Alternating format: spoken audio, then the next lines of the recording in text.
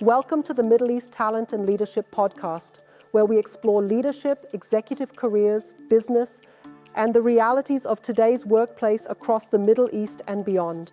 I'm Ines Mokrani, founder of Matchmaker Number One. This podcast isn't about headlines or corporate cliches.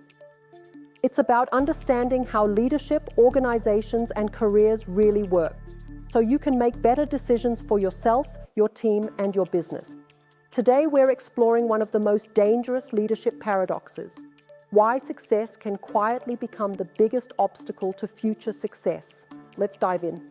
Imagine two companies. One is struggling, the other is thriving. If you had to bet on which one is more likely to transform its business model in the next 12 months, which one would you choose? Most people immediately answer the struggling company. And they're right, because pressure creates urgency. It forces a hard look in the mirror. Success, however, does the opposite. Success creates a cushion that can easily become a cage. The greatest danger for many organizations isn't failure, it's success. Not because success is inherently bad, but because it has a subtle, almost invisible effect on people. It creates confidence, then certainty, and eventually it leads to complacency. Think back to when your company was young. Leaders asked questions every single day. What are we missing? What if our assumptions are wrong? Curiosity is the engine that drives growth. It keeps you lean and agile. But something fundamental shifts once success arrives. The questions become defensive. How do we protect what we've built? How do we avoid taking unnecessary risks? How do we keep doing exactly what made us successful in the first place? Those sound like sensible, responsible questions. And sometimes they are, but they also signal a shift in focus, moving from building the future to protecting the past. This is the first sign that you've entered the success trap. One of the biggest leadership mistakes is believing that yesterday's success automatically creates tomorrow's success. It doesn't. Especially here in the GCC, where the market is accelerating at an unprecedented pace, this illusion is particularly dangerous. Markets change, customer expectations evolve, technology disrupts, and competitors are always pivoting. If you aren't changing with them, you aren't staying still. You're falling behind. The strategy that got you here may not be the strategy that gets you there. This is where the visibility trap comes in.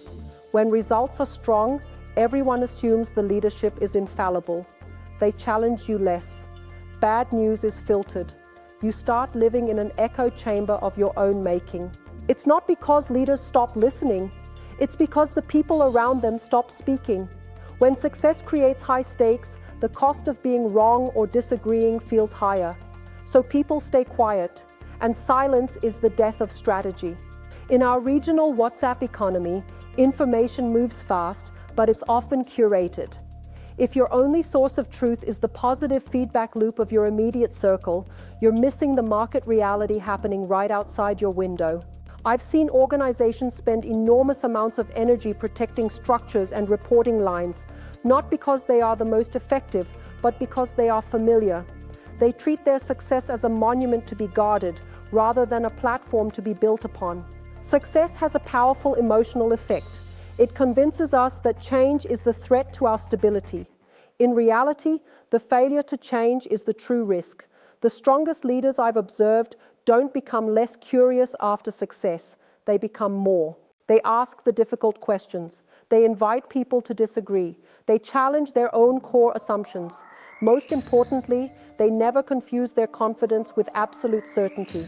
One is a tool, the other is a blindfold. Confidence says, "We've done this before, we know the way." Wisdom says, "But the world may be different now." That distinction is the hallmark of a strategic leader who is prepared for tomorrow. Many people believe hunger disappears once you've achieved your titles and targets. I don't think that's true. The best leaders stay hungry, not for recognition, but for growth itself. They are hungry to understand what is changing before everyone else does. They know success is never permanent. It's rented, and the rent is paid every single day. If your organization is successful today, don't just ask, "What are we doing right?" Ask something much more uncomfortable. Ask, "What are we continuing to do simply because it once worked?" That question changes the entire conversation.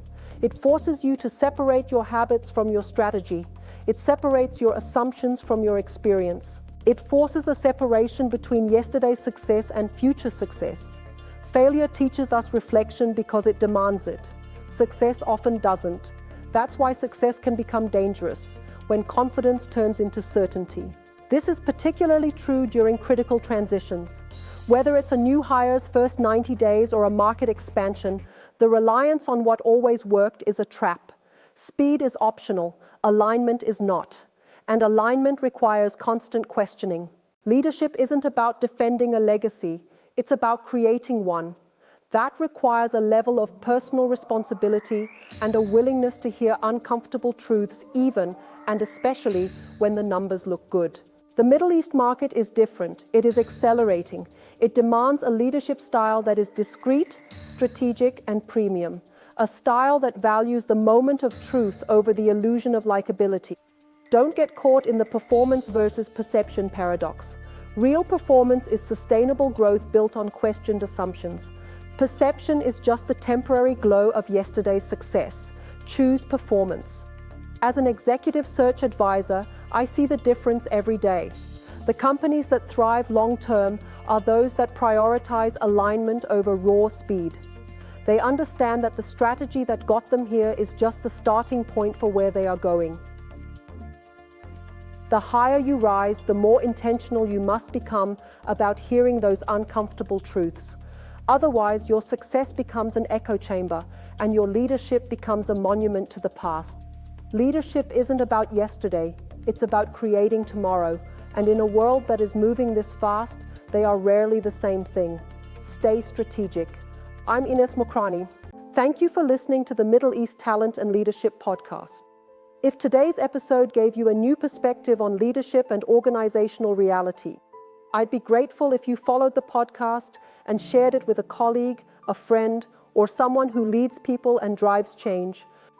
Your support helps us reach more leaders who are shaping the future of organizations.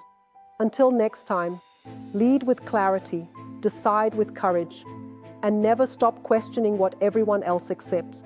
Because leadership isn't about having all the answers. It's about asking better questions. Take care, and I'll see you in the next episode.